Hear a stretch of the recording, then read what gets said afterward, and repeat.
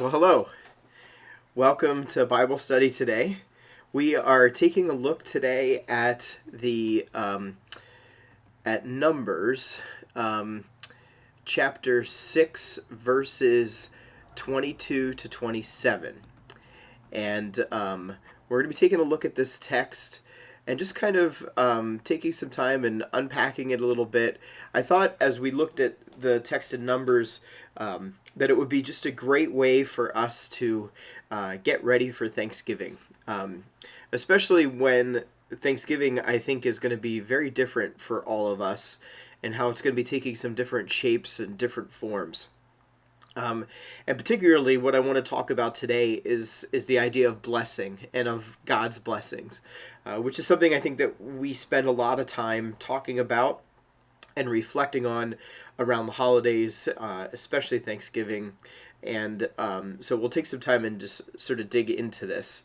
We're going to be taking a look again at Numbers chapter 6, verses 22 to 27. The Lord spoke to Moses, saying, "Speak to Aaron and his sons, saying, Thus you shall bless the Israelites.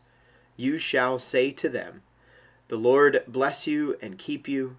The Lord make his face shine upon you and be gracious to you. The Lord lift up his countenance upon you and give you peace. So they shall put my name on the Israelites, and I will bless them."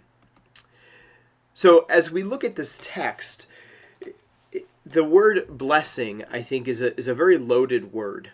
And particularly when we think about the idea of blessing, I think the way that it's often framed in popular culture in our society is that we look at material things, the things that we have in our lives, and we see them as blessings that we've received from God. Or in other words, that we do certain things, and as a result of doing those certain things, then we receive a blessing from God. But if you look at this text in a different way, and kind of look at it from the perspective of how God is speaking to Moses and what God is asking Moses to tell the Israelites, it's not that God is saying to the Israelites, if you do these things, then you will receive my blessing. But rather, what God is doing is God is recognizing that and wants the Israelites to know that they are already blessed by God. The other piece of it, I think, that's important is that we look at this from the perspective of what the word blessing means. And ultimately, there's lots of different definitions in how we look at it, but if we look at it from the perspective of how blessing is something that we receive from God, have already received from God, and isn't something that we need to earn, then ultimately, blessing in and of itself, a blessing, is simply a gift of God, or a gift of the God in our lives. And so it sort of reframes this away from the idea of looking at blessing as in something that we receive from God as a result of something we do, and puts it in the perspective of it being blessing being the presence of God in our lives, the recognition of how God is at work in our lives and how we see God at work in our lives. And so it moves away from the focus of material things and more into the substance of God and what God's love means for us and how God's love shapes our lives, shapes what we do, shapes how we see blessings and how we receive blessings from God.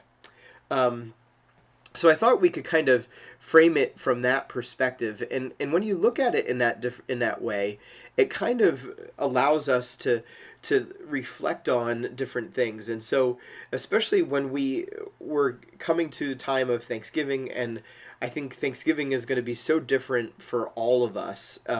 Even if we're able to gather with our family and friends, I think the worry that we have, the sense that things just aren't the way that we want them to be, that it gets really difficult for us to see God's blessings in our lives.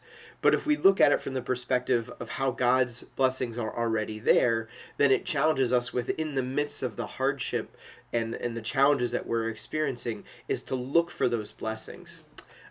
So take some time and reflect on this word blessing and ask yourself, how does this different interpretation change your perspective?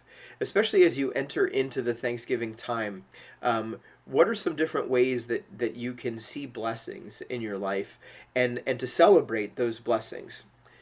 The other question that I had for us to reflect on today was, how do you personally experience God's blessing in your own life? How have you experienced it in the past? How are you experiencing it now? How will you experience it in the future? Um, and especially as you kind of reflect on the interactions that you're having with people, or maybe even the lack of interaction that you're going to have because you've chosen to stay home, or family isn't gathering, or you guys can't gather, or whatever it is. How do you experience God's blessing in the midst of that hardship, in the midst of the struggling that we, I think, are all experiencing during this time?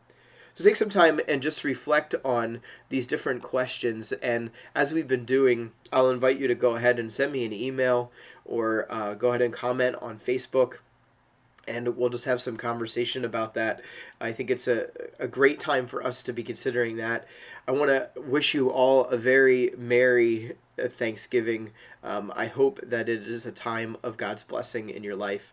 The reminder that even though things may not be the way that we want them to be, that God is indeed still present within our lives, in our relationships, in our food, in our fellowship, in our families, in our homes, everywhere. So I just pray that you be reminded of that, and that you have a healthy and safe and blessed Thanksgiving.